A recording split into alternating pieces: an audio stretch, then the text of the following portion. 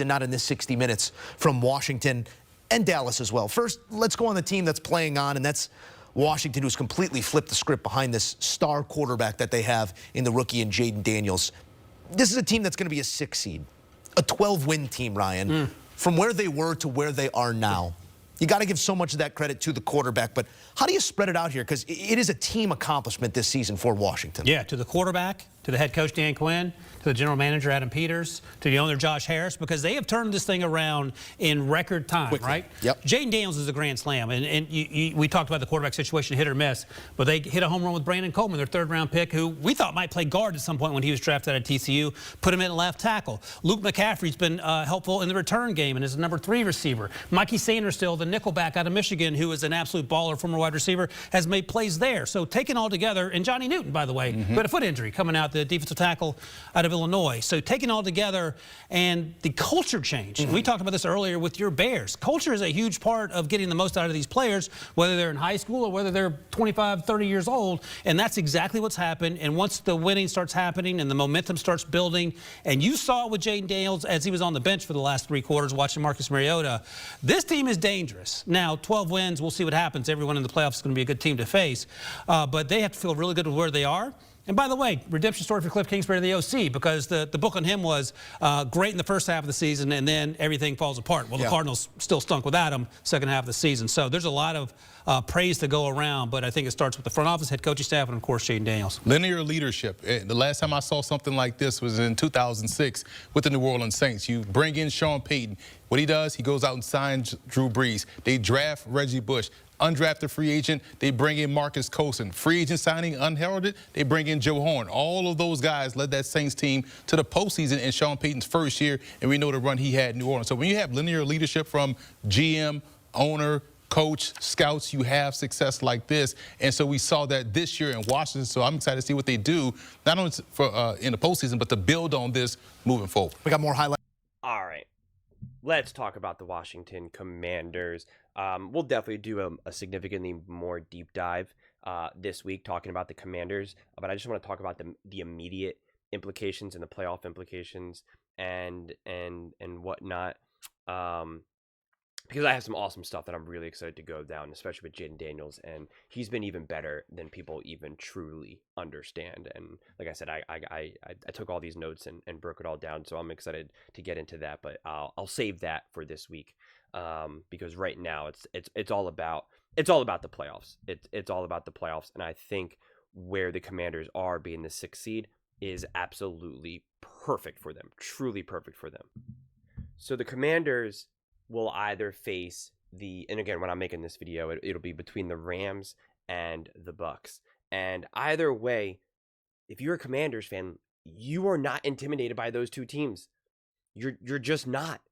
I mean, like, the Rams have hardly been playing great top-level football, and the Bucs struggled to beat Spencer Rattler and the New Orleans Saints.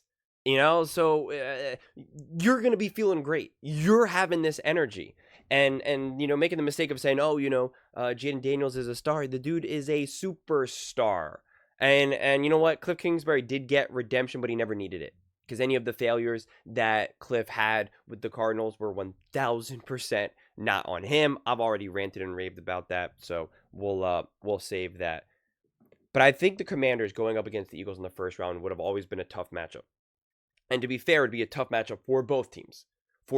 You're talking about two teams that know each other very well. Dan Quinn knows the Eagles incredibly well, has been defensively coaching against them for years now, especially when he was with the Dallas Cowboys. And you're talking about Kellen Moore, who understands Dan Quinn as well, and Dan Quinn understands Kellen Moore. So that offense versus defense was always going to be interesting. And then you had Fangio for good measure and Cliff Kingsbury. Like, it was always going to be a messy, muddled up game that I think would have been incredibly unpredictable. I know Commanders fans are like, nah, we got the Eagles, and Eagles fans are like, nah, we got the Commanders. And it's like, sure, I appreciate the confidence, but it was always going to be, from my viewpoint, a muddled up game. And I do think for the Commanders facing the Bucks or the Rams in should be nice weather, no matter where you're playing, controlled conditions. First playoff game for Jayden Daniels. First playoff games can always get crazy, can get wonky. The NFL is littered with not only crazy divisional playoff games, as well as rookie quarterbacks' first playoff games going in all sorts of different directions. So I think this is the best possible situation for the Commanders. And then, okay, being the 6th seed. Now, unless, of course, the Packers upset the Eagles, which, again, should be unlikely, then the Commanders are now going to have to face the number 1 seed. This is where it's actually really, really, really fascinating, okay? Because you're either going to face the Lions, who are legitimately banged up. They are definitely getting a little bit healthier week to week to week. So who knows who's actually going to be in or out. But we know that defense has been able to be attacked. And you're talking about Jayden Daniels and Cliff Kingsbury going up against a potential hobbled defense. Yeah, there's real potential there. There's real potential there. Or you're going up against Sam Darnold and the Minnesota Vikings, and this is Sam Darnold's first playoff game. So that can also be a real thing. And to be fair, I'm not really doubting the Lions or the Vikings for that matter, but it is still just another little question mark and technically, a pro in the Commanders box. I'm always trying to see where things kind of fall. And again, the way how my mind works is I can look at it from so many different perspectives. So that's why I always try to be like, okay, I'm going to look at it from the Commanders perspective. And if I'm going to talk about the Lions, I'm going to look at it from the Lions perspective because there's always multiple sides to this story. But I just think that the Commanders, they would not have to now face the Eagles if they keep winning. Both teams obviously have to keep winning in the NFC Championship game. And if that's the case, then it really is all bets are off. If you're talking about the Commanders winning 2 playoff games, Jayden Daniels balling, then it's okay, here we go. Let's get after it. And then again, like I said, I really strongly believe, considering how these two teams have played in terms of the Eagles and the Commanders, if they did face each other in the playoffs, it would be a truly unpredictable game.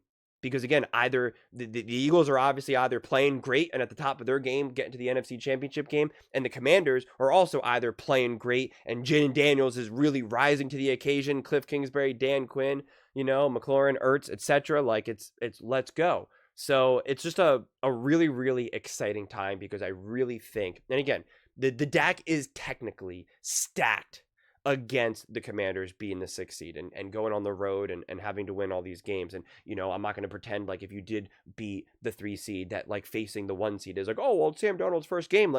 That's great now.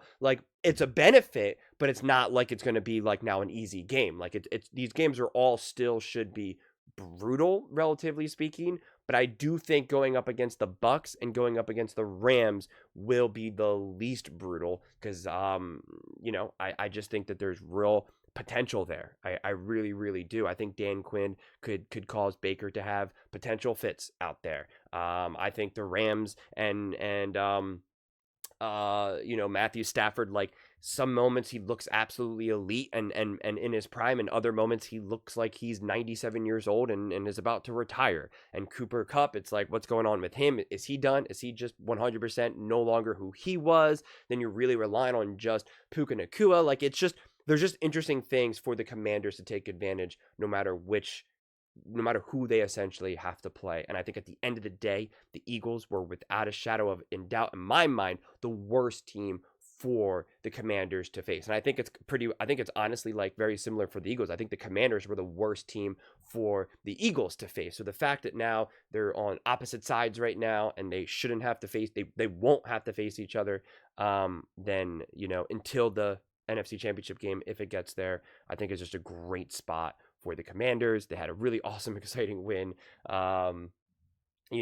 Cliff Kingsbury's play calling against, the Cowboys was really just so on point. Mariota, 15 for 18, 161 yards, 8.9 yards per attempt, 2 touchdowns, a 141 rating, that 33-yard rush. I mean, that was beautiful. That was so beautiful. I was so bummed because the way how I watched that game, I didn't have the ability to rewind it, and I just wanted to keep rewinding that play again and again and again because it was just a thing of beauty. It really was.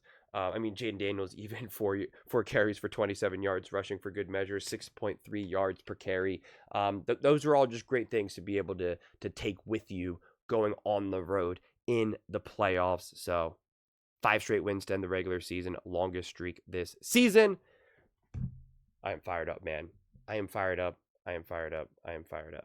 Also, it's also nice that the Commanders have been able to turn this thing around so quickly, and they didn't limp into the playoffs. They didn't accidentally get into the playoffs. They didn't get into the playoffs because there were so many other teams were just not good enough. And, you know, like the Buccaneers winning the division, that's like, okay, I guess congrats. You know, like the Saints were a disaster.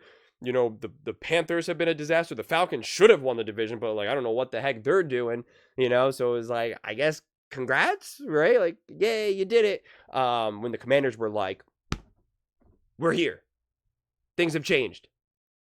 Better remember the name and never forget it.